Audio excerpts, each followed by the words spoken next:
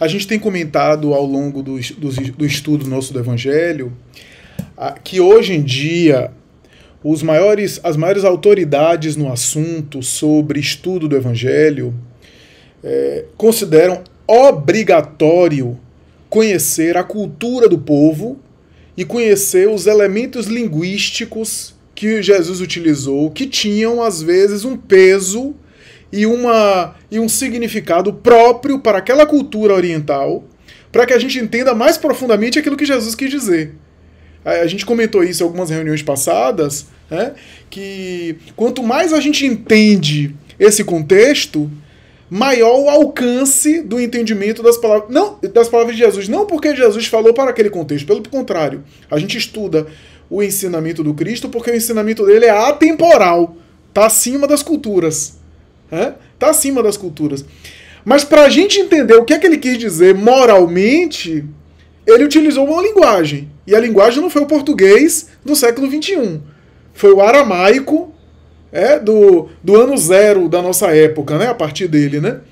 Então, o aramaico daquela Palestina. Então, entender o que é que significavam algumas coisas naquele contexto é entender ainda mais a moral, aí sim, que está acima da cultura. Eu não sei se isso fica claro, porque assim, deixa eu tentar exemplificar com uma coisa mais palatável, mais palpável.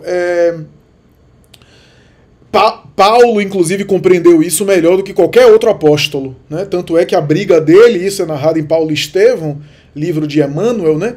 Emmanuel, em Atos dos Apóstolos, na Bíblia, isso já fica claro, mas Emmanuel descreve em detalhes o que é que foi isso. Paulo percebeu que, para além das culturas, ele era um cidadão cosmopolita, ele era um cidadão que conhecia as 3 grandes culturas mundiais da época, ele conhecia a cultura grega, era letrado no grego, conhecia inclusive as universidades, a Universidade de Alexandria, que ele inclusive aprendeu coisas lá.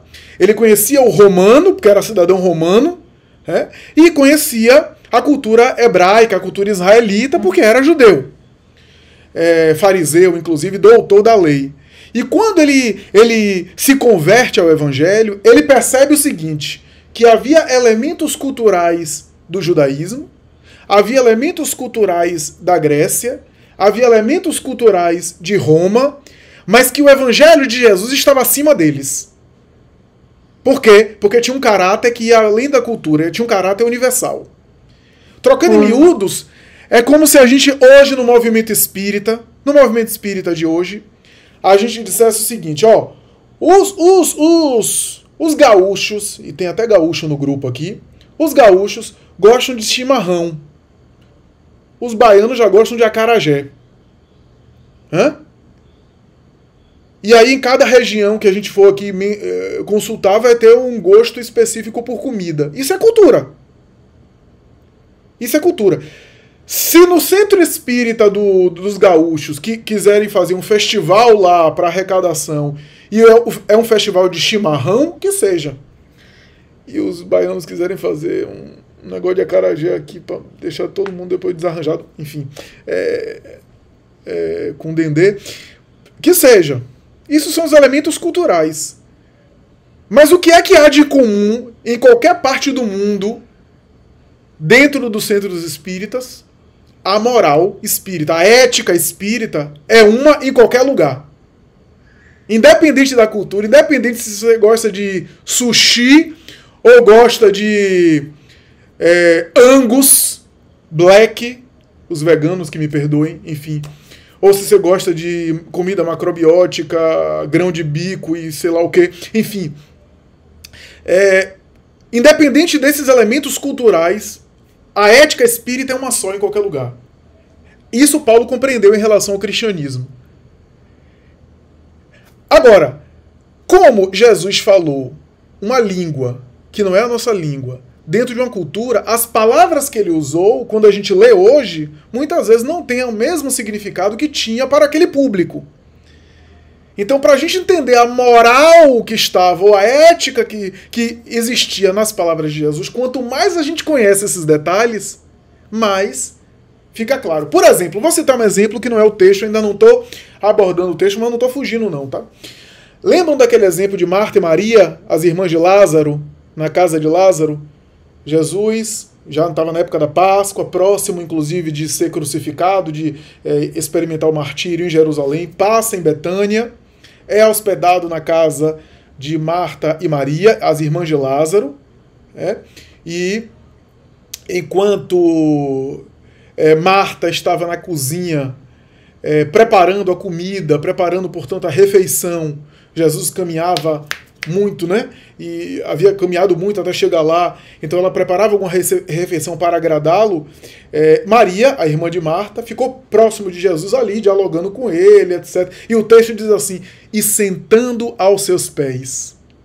E sentando aos seus pés. Aí você pensa, tá, ela chegou, sentou aos pés de Jesus e ficou ouvindo Jesus falar, né?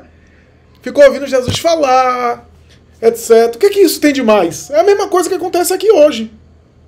Alguém que senta na frente do palestrante e o palestrante falando. Não. A expressão sentando aos seus pés tem uma significação específica na cultura judaica. O que significava sentando aos seus pés? Está lá em Atos dos Apóstolos. E Saulo de Tarso sentou aos pés de Gamaliel. Quem era Gamaliel? Era o mestre de Saulo. Era o rabino orientador dele. Sentando aos seus pés era o seguinte: se tornou discípulo para aprender.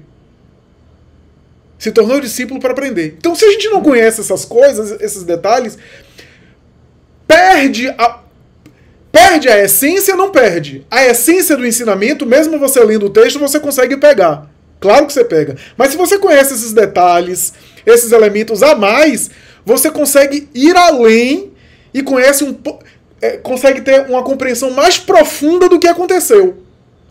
A ética do Cristo se torna ainda maior, ainda mais bela, ainda mais espiritual, né? Então, é por isso que Alcione, e eu comentei isso na última reunião, disse, né, que o Evangelho é uma escada ascensional que a gente vai precisar ler, meditar, refletir e viver nos seus mínimos detalhes. Né? Uma escada ascensional é o Evangelho. Então, quando Maria senta aos pés de Jesus, o texto, para qualquer judeu daquela época, que pegasse o texto, entendia o que queria dizer e ficaria escandalizado. Escandalizado. Sabe por quê? Numa cultura patriarcal daquela, numa cultura bastante segregadora, onde os papéis eram fixos e eram claros, especialmente do homem e da mulher, em uma casa de família judia, o cômodo da sala era o cômodo das discussões, onde os homens ficavam discutindo sobre as coisas do Torá, da teologia judaica, da lei. As mulheres não participavam. Quando Marta sai da cozinha e reclama de Maria para o Senhor, é como se ela dissesse: Senhor, minha irmã está se comportando como um homem. Repreende ela. Ela sentou aos seus pés, isso é, ela assumiu uma posição de discípula. Discípula. Manda ela se colocar no lugar dela. Manda ela ir para a parte que é dela. Qual é a parte? O cômodo reservado às mulheres, que era longe das discussões masculinas. Os homens estavam ali discutindo. Senhor, a parte dela é aqui comigo. E aí Jesus aproveita e diz assim: Marta, Marta, por que estás tão preocupada? Maria escolheu a melhor parte, aquela que não lhe será retirada. A melhor parte era ele. É isso que ele queria dizer. Tem um ensinamento duplo. Tem o ensinamento dos cômodos e tem o ensinamento de que comida por comida sacia a fome e logo mais a gente tem fome de novo. Quantas Martas a gente tem visto pelo mundo, né? Que está preocupado apenas com o operacional, com o braçal, com sempre as coisas materiais, que são importantes, são importantes. Mas aquela parte da reflexão também era um momento único. Um momento único. Aqui, por exemplo, é um momento único nosso. Tá, vai ser gravado, coloca. Mas é diferente. Não tem o mesmo clima psíquico aqui. Depois as pessoas vão ouvir, vão acompanhar, mas não tem a mesma experiência, a semelhança do encontro presencial. Até porque é alguém cochilando aqui, é o outro bocejando aqui. E como eu tô vendo todo mundo, de vez em quando eu vejo alguém bocejando, alguém cochilando, alguém abrindo os olhos, revirando os olhos, abrindo a boca, revirando os olhos. Então, isso também é um momento específico, né? Então, esse contexto ajuda a gente a entender que também Jesus estava dizendo, como eu já comentei sobre esse episódio de Maria e Marta, que, na verdade, uma parte não é retirada da outra. Maria escolheu a melhor parte, aquela que não lhe será retirada. Jesus queria dizer que a atividade de Marta era importante e uma não excluía a outra. Tanto é que Dom Helder Câmara vai dizer, Jesus queria dizer com essa passagem que o cristão verdadeiro tem os braços de Marta e o coração de Maria. Ou seja, tem o operacional, o fazer, o agir, o produzir, o também manifestar, né? Mas tem também o momento de refletir, de ter o coração, né? de ter o coração envolvido na proposta. Não é apenas fazer automaticamente as coisas, mas é também ter o coração. Né? Então, tem os braços de Marta e o coração de Maria. Né? São dois lados de uma mesma moeda. O texto Óbolo da Viúva é um texto super interessante, primeiro, porque Jesus praticamente acaba, do ponto de vista do Evangelho de Marcos. O Evangelho de Lucas também está no final, mas o Evangelho de Marcos, como é um evangelho menor, esse texto do Óbolo da Viúva acaba a missão pública de Jesus. É o último ensinamento de Jesus na missão pública antes do Calvário. Depois disso é prisão, tortura, morte e ressurreição. E é interessante porque esse símbolo da viúva é um símbolo que Jesus coloca justamente depois da famosa expulsão dos vendilhões do templo. A gente comentou na reunião passada essa expulsão, que na verdade não foi Jesus pegando chicote, etc. E veja que Jesus cita um texto de Isaías falando: hipócritas, vós que devorais as casas das viúvas. Por quê? Porque a viúva, naquela época, na cultura da época, era uma pessoa super vulnerável.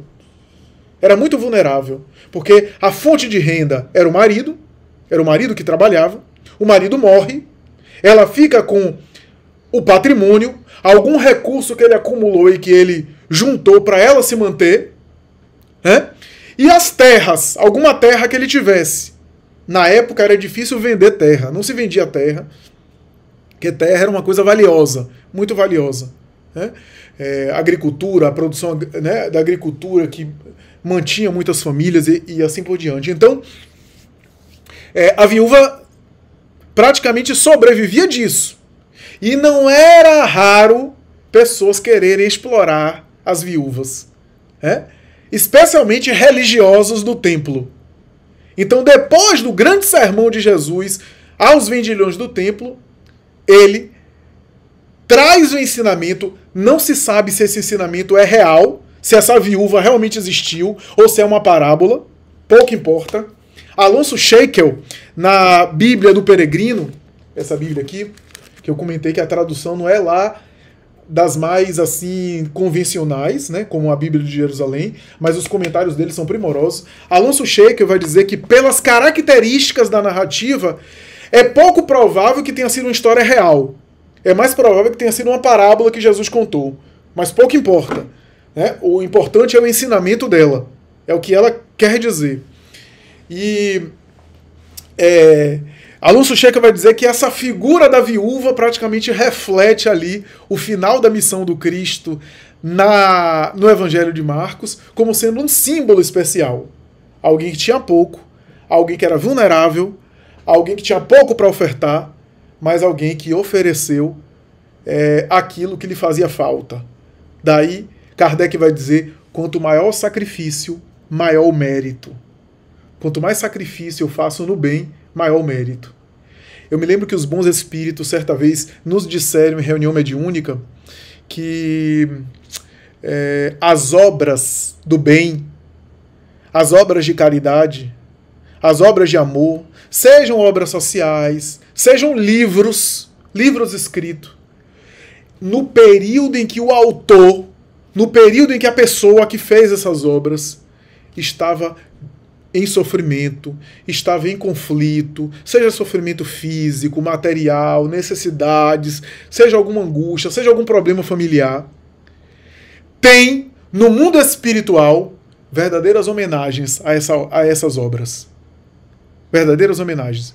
Os livros que foram escritos por autores que estavam derramando lágrimas de sangue quando foram escritos, nas bibliotecas do mundo espiritual, que possuem os originais, esses livros, quando são abertos, irradiam luz, projetam luz, por causa do sacrifício dos seus autores.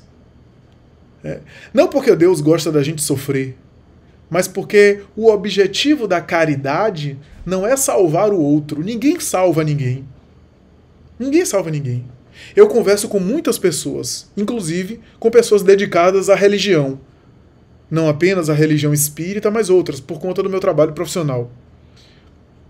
E às vezes converso com pessoas que estão neurotizadas, adoecendo por causa de atividade social, de ação social. Porque transformaram a ação social numa espécie de workaholic e estão com síndrome de burnout. E falam para mim, eu não aguento mais. A caridade está me dando burnout. A caridade está me dando estafa. Eu estou com estafa. Ah, porque eu preciso ajudar os pobres, eu preciso auxiliar os necessitados. E eu costumo dizer, se você morrer, como é que eles ficam? Ah, mas vai faltar. Eles vão sobreviver de alguma forma. Se você não ajudar eles, se você não puder um dia ajudá-los, de alguma sorte eles vão sobreviver.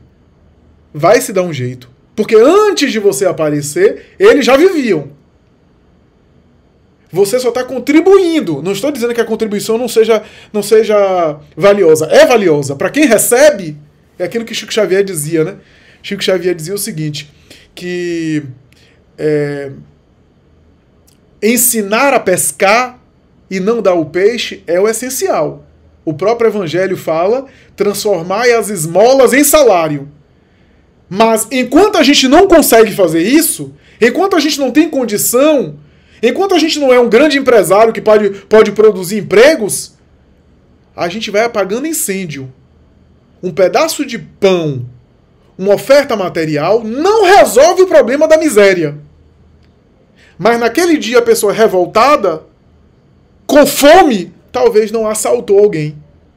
Talvez não agrediu alguém por causa da fome. Talvez não pensou em suicídio por causa da fome.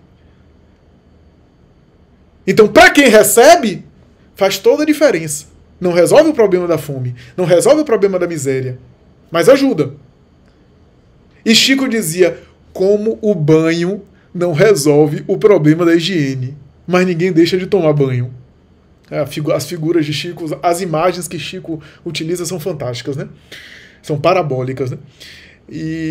Então, nesse sentido, o que é que eu quero dizer com tudo isso? É que a caridade, o objetivo da caridade é iluminar aquele que faz a caridade. A caridade beneficia o outro, a ajuda ao próximo produz bem-estar e produz socorro no irmão, mas o objetivo maior da caridade é melhorar o candidato a fazê-la. E não salvar os outros. Ninguém salva ninguém. A gente passa pela vida das pessoas e contribui de alguma forma. Pode contribuir de alguma forma, de alguma sorte. Mas a proposta é de auto-iluminação. É de auto-aprimoramento, porque o nosso compromisso primeiro é conosco. E não com os outros. E eu digo isso estendendo esse comentário aos mais próximos.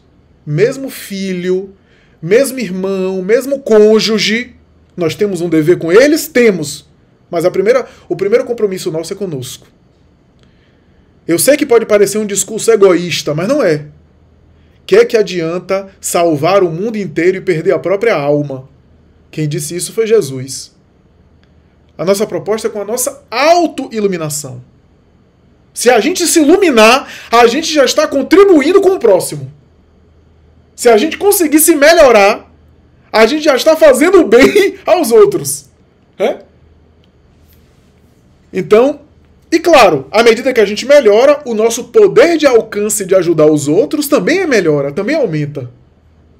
Então isso é super interessante. Então o óbolo da viúva fala dessa mulher, desse gasofilácio, como se diz, e nesse local de doação. Lembremos uma coisa importante na cultura também na época, que é o seguinte: as viúvas, como todas as mulheres, não entravam no templo nos locais de maior relevância. O templo de Jerusalém era dividido em 3 cômodos, tá? Em 3 cômodos. O primeiro era o público, o chamado átrio dos gentios. É ali que existia a venda de animais, o comércio religioso, havia uma verdadeira feira ali. E quem é que ficava ali? Os gentios, estrangeiros, de modo geral. Porque assim, isso é interessante. Na cultura judaica, era o seguinte: nós, os judeus, e o resto é gentio. Como na cultura grega era nós, os gregos, e o resto são bárbaros. Os gregos falavam isso. Os romanos também falavam a mesma coisa. Nós, os romanos, e o resto do mundo são bárbaros. Os judeus falavam nós, os judeus, e o resto são gentios. Então no átrio dos gentios eram gentios estrangeiros, judeus que não foram circuncidados, porque o ritual da circuncisão era um ritual considerado sagrado, para a pessoa ser considerada judeu e participante das discussões da fé, e as mulheres. O segundo cômodo do templo era o chamado local santo, onde havia as discussões dos judeus em torno da lei, do Torá. E o terceiro cômodo, o átrio, o Santo dos Santos, que só entrava o sumo sacerdote. Essa parábola gira em torno desse local público, desse átrio dos gentios.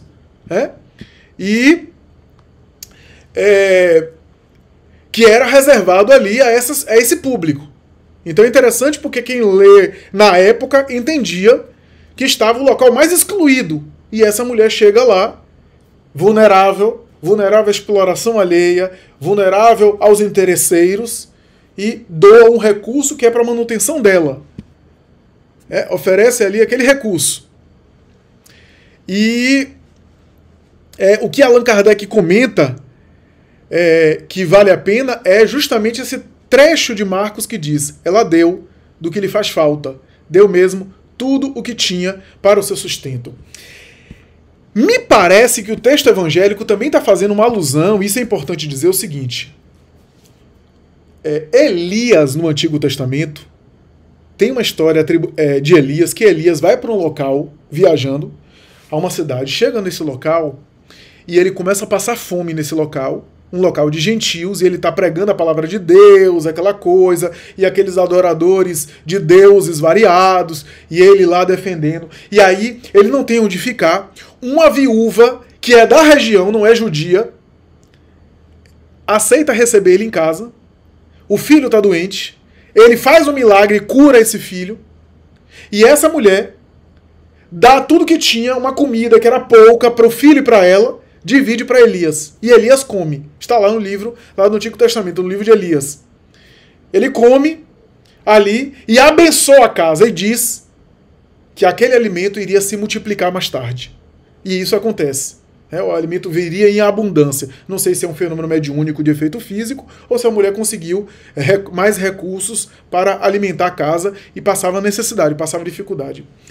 Me parece que o texto faz uma alusão a esse episódio de Elias numa parábola de Jesus. Como se Jesus estivesse homenageando essa viúva que foi homenageada por Elias. Quando Elias conta essa história, dizendo que essa mulher foi uma mulher super importante, que recebeu na sua casa e que não era de origem judia, não era de natureza judaica. Da mesma forma, Jesus, diante de uma cultura masculina, de uma mentalidade patriarcal, de uma hierarquia muito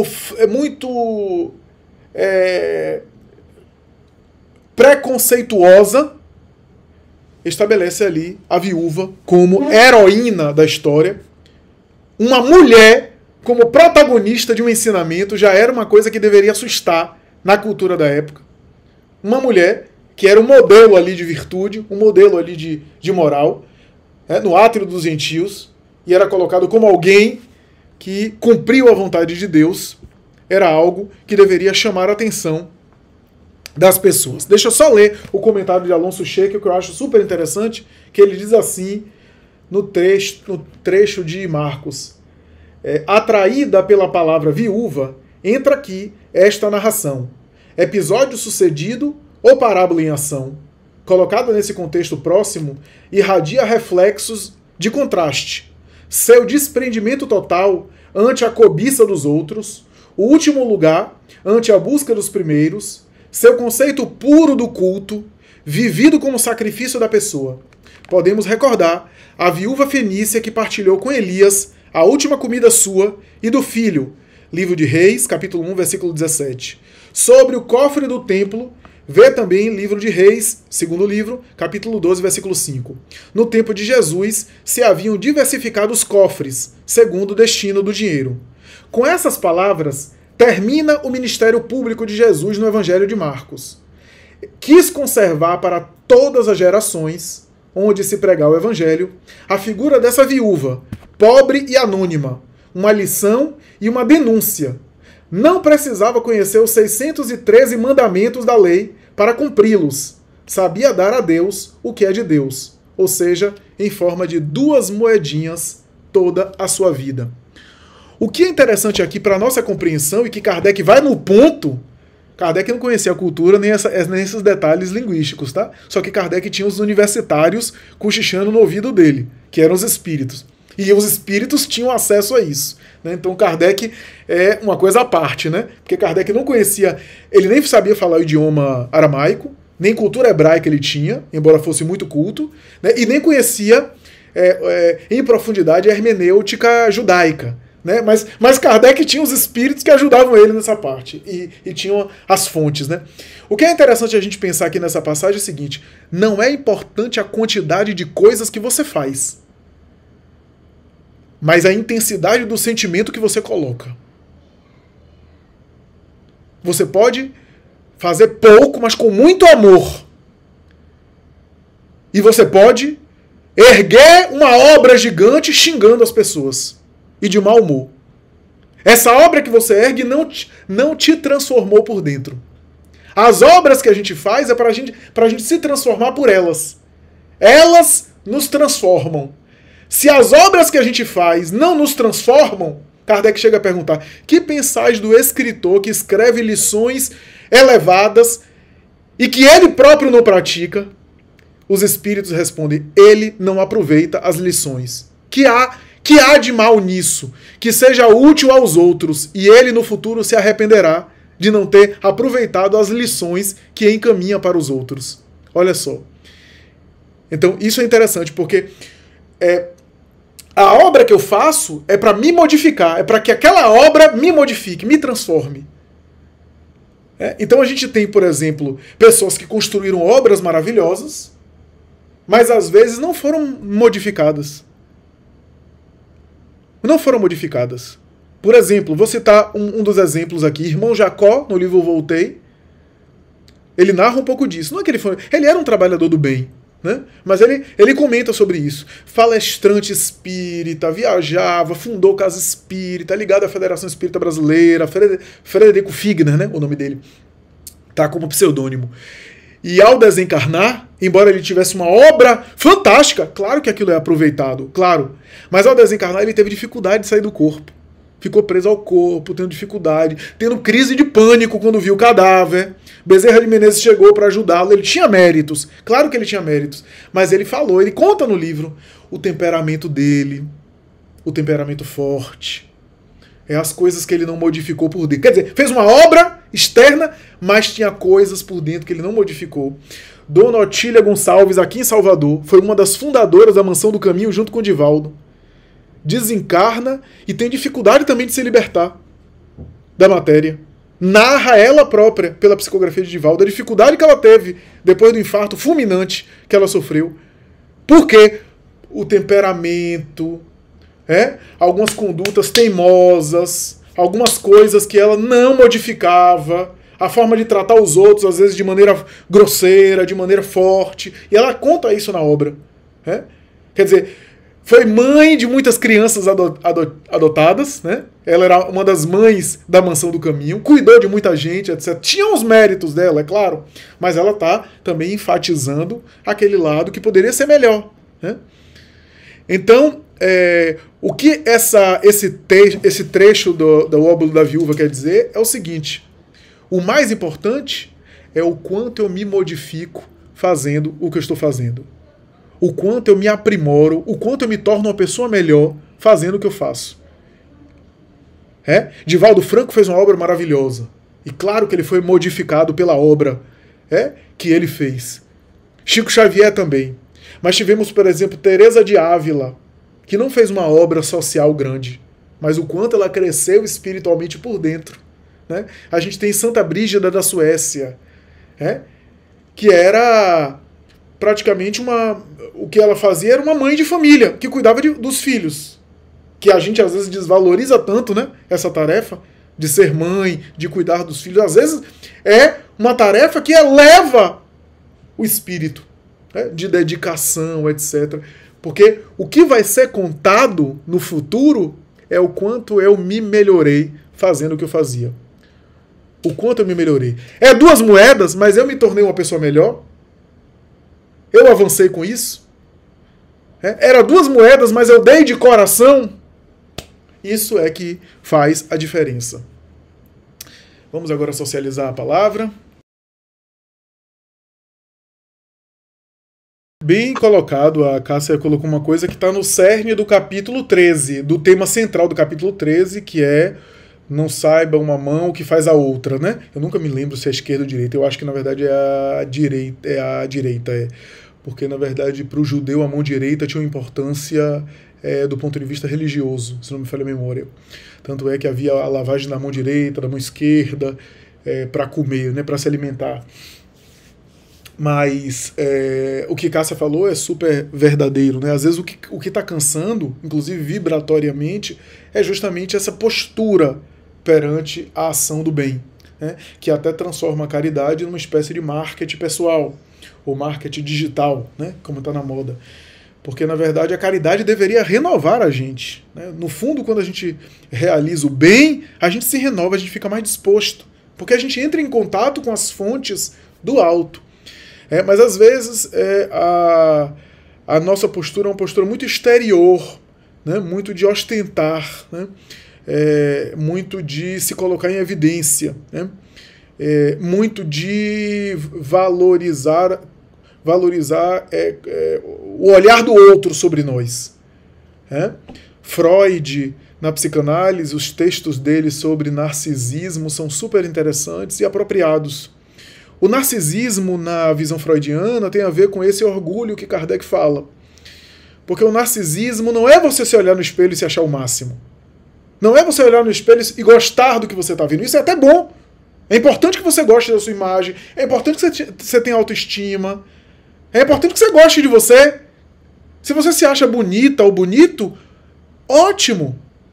Ótimo. Não sei se é verdade ou não, mas quem ama o feio, bonito lhe parece. Quem mente tanto, acaba acreditando na mentira. Enfim, não vou entrar nesse mérito, mas é bom que você goste de você, que você se ache bonito ou bonita, que você reconheça as suas virtudes, que se você se acha que você olhe para os seus potenciais e se alegre com isso. Não tem nada de pecado nisso. O narcisismo na visão freudiana, que tem a ver com orgulho na visão espírita, é você querer ser o máximo para as outras pessoas.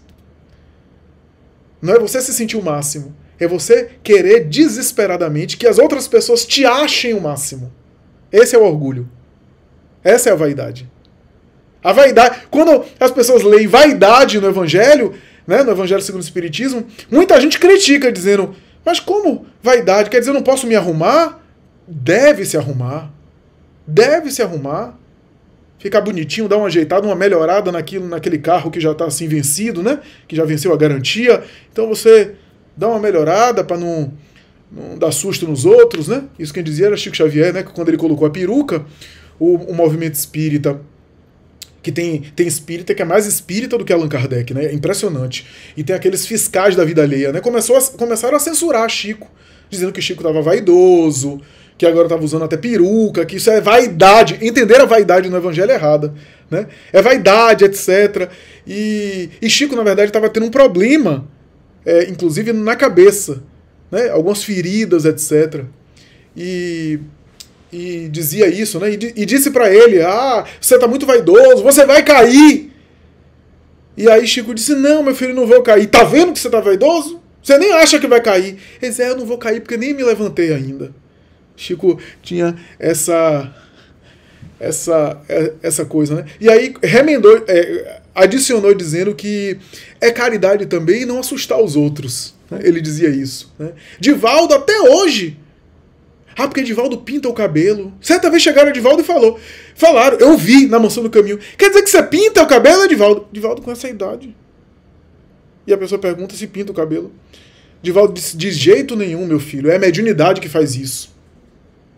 É a mediunidade que deixa assim. Imagine. Então, as pessoas acham que vaidade é isso. Não, a vaidade no sentido espírita não é você gostar da sua estética, cuidar da sua aparência. É até melhor. Às vezes eu percebo que quando a pessoa tá ruim, aí que ela fica acabada, já notaram? Os homens, quando estão mal, aqueles que fazem a barba, claro, aí deixam a barba por fazer, fica acabado. Eu mesmo percebi isso até em mim. As mulheres, quando estão em casa, às vezes botam as coisas na cabeça, amarram os negócios na cintura. Né? Não, quando você tá mal, aí que você tem que dar uma melhorada, porque já tá mal, pelo menos você não tá conseguindo melhorar a alma, melhora o corpo primeiro, para ver se dá uma empurrada pra frente, né? E aí quando vem uma visita, peraí, aí vai se arrumar, e bota perfume. Não, tem que botar perfume pra você também, pra você se sentir bem. Dá uma melhorada. Não tem nada de pecado, não tem nada na obra espírita que condene isso. A vaidade no sentido espírita é esse marketing. De você querer que os outros te aplaudam, você querer que os outros te achem o máximo, você querer sempre buscar elogios. Essa é a vaidade, essa é o narcisismo, porque no fundo você quer, na verdade, que o outro seja espelho seu. Seja um espelho que endeuse você. E isso que a gente deve fugir disso. Né? Porque isso faz com que a gente se perca. Então, é mais ou menos essa história que esse capítulo 13 coloca aqui. A ostentação é isso. Não é necessariamente, não, eu vou fazer o bem e não posso... Peraí, deixa eu me esconder. Eu vou fazer o bem aqui, mas eu vou me esconder para ninguém ver. Não precisa tanto. Não precisa tanto. Você faz o bem naturalmente, mas você não precisa alardear o bem. Você não precisa alardear. Se alguém vê você fazendo bem, ok, mas você não quis mostrar. A mão esquerda não sabe o que a direita faz quando você tornou o gesto de fazer o bem algo tão natural que você não mais contabiliza. Contabiliza. Você não mais conta. Você não mais fica anotando, eu fiz o bem tal dia, eu fiz o bem tal dia.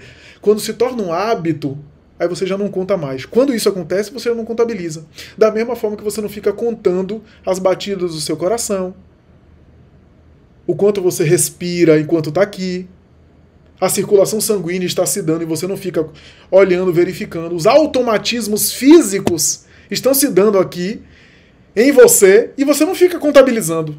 Chegará um momento que a gente vai ter automatismos morais. Os espíritos elevados já automatizaram o bem que eles já não contam mais. Quando acontece isso, a mão esquerda não sabe o que a direita faz. Então não tem exibicionismo, não tem ostentação, não tem nada disso. Isso é diferente. Eu acho que são coisas distintas. Uma coisa é eu ter uma obra social, que eu tenho doadores e que eu preciso prestar satisfação, eu preciso, portanto, passar a esses doadores, né? Apresentar ali o trabalho que foi feito. Isso é diferente.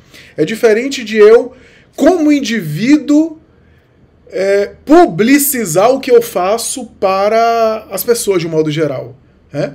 Uma coisa eu estou envolvido num trabalho que é um trabalho de grupo, que tem instituição, sei lá, que colabora, ou pessoas que colaboram, e que faz parte do combinado, eu, de alguma forma, dar a satisfação para onde os recursos foram, para onde a obra foi, as doações foram encaminhadas. Isso é diferente, a gente precisa transmitir. A outra coisa é fazer um marketing individual. Eu, por exemplo, fazer uma espécie de autopromoção daquilo que eu faço como indivíduo. Por exemplo, só para citar um exemplo, no Semeador de Estrelas há um depoimento lá de Nilson de Souza Pereira falando sobre Divaldo, dizendo que, bom, as atividades da Mansão do Caminho, os recursos que chegam lá, a Mansão do Caminho presta contas a todo mundo.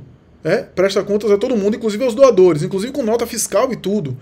Tudo que é doado lá, então é destinado, tem registro disso, né, para as pessoas que são beneficiadas. Às vezes Divaldo tá, hoje em dia mais não, mas eu fui testemunho de Divaldo estar à frente dos trabalhos de doação, e tá ali distribuindo as cestas, etc.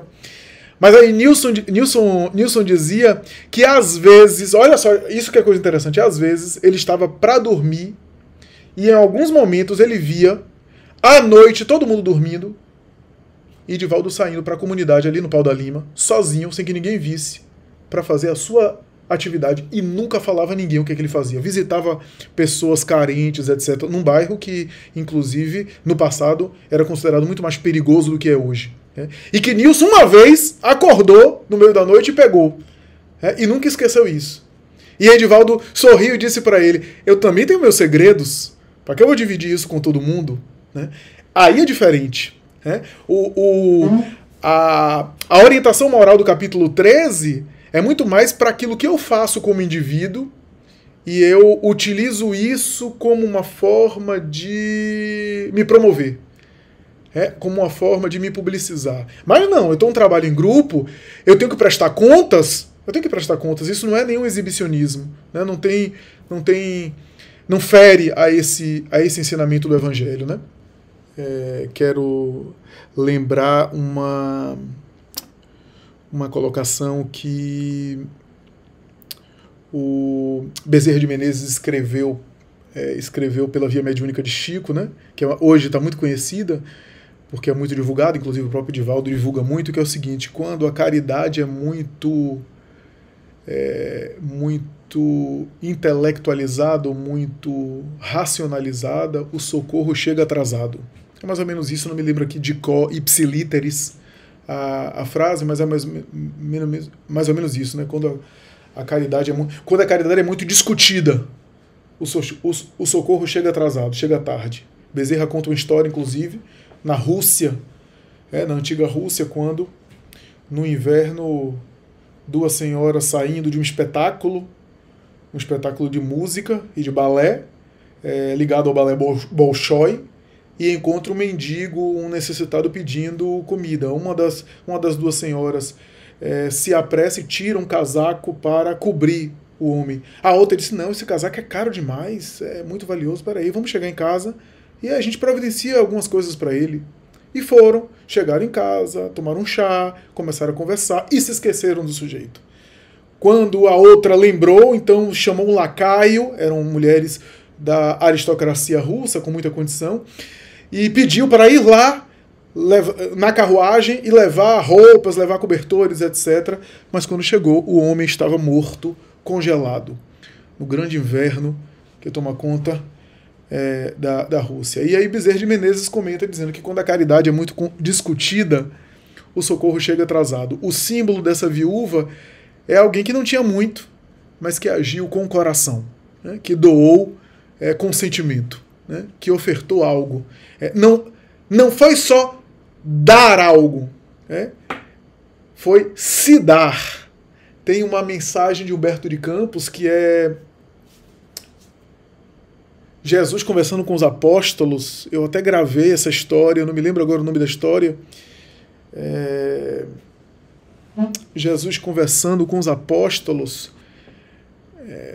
e em determinado momento ele comenta com Pedro uma história de Irmão X, de Humberto de Campos. Ele comenta com Pedro dizendo: olha, o dinheiro que você deu, a oferta material que você distribuiu, o mantimento que você direcionou, o agasalho que você deu, o pão que você distribuiu para as pessoas, tudo isso, no fundo, você só passou de mão em mão, porque no fundo não é seu. No fundo é do Criador. Você só usa emprestado e passa adiante. Todos os recursos materiais do mundo não são nossos. Nós somos administradores. Como diz Joana, não somos donos, somos mordomos. Porque todo mundo material é transitório. Né? O próprio corpo físico não é nosso. É emprestado. E aí Jesus disse: Simão, o que é seu é aquilo que você pode dar de você mesmo, de dentro. É a paciência, é a tolerância, é a forma de falar gentil, é o perdão. Isso sim é seu. Isso você pode doar sendo seu, e quanto mais você doa, mais você tem. A paciência, a compaixão, a tolerância, a benevolência são virtudes que quanto mais você oferta, ficam com você. Em forma de tolerância consigo mesmo, em forma de bondade consigo mesmo, em forma de paz consigo mesmo. Na minha área de psicologia se fala muito em autoestima. Autoestima, se fala muito nisso. Como eu sou espírita, eu não acredito no autoestima que a pessoa fica se autossugestionando. A partir de agora eu vou ter autoestima, eu vou me achar boa, vou me achar o máximo. Não. A autoestima é um conceito complexo de como eu me enxergo. Eu só vou conseguir me enxergar melhor a partir de atitudes e escolhas que eu tome. Depois das quais eu olho para mim e gosto do que eu vejo. E que tem a ver com mudança de comportamento. Com alteração de comportamento, que me faz olhar para mim e gostar de mim e me admirar. Essa autoestima não vai ser conquistada apenas fazendo meditação. E olhe que eu sou fã de meditação, eu faço. Recorrentemente. Inclusive, ultimamente eu tenho feito meditações pequenas, encontrei um aplicativo que está me ajudando nesse sentido. Eu acho ótimo. Mas a meditação é para você relaxar, para você recarregar as baterias, para você aliviar as tensões, para você se renovar por dentro. A meditação não vai lhe dar compaixão, não vai lhe dar generosidade para com o próximo, não vai lhe dar de mão beijada de graça as virtudes do bem que você conquista no exercício, nas escolhas, nas atitudes. Atitudes diferentes, correção de comportamento que nos tornam pessoas melhores. Né? E esse trecho da viúva fala disso tudo. Fala dessa atitude. Né? Não basta apenas mentalizar, é necessário também tentar colocar em prática.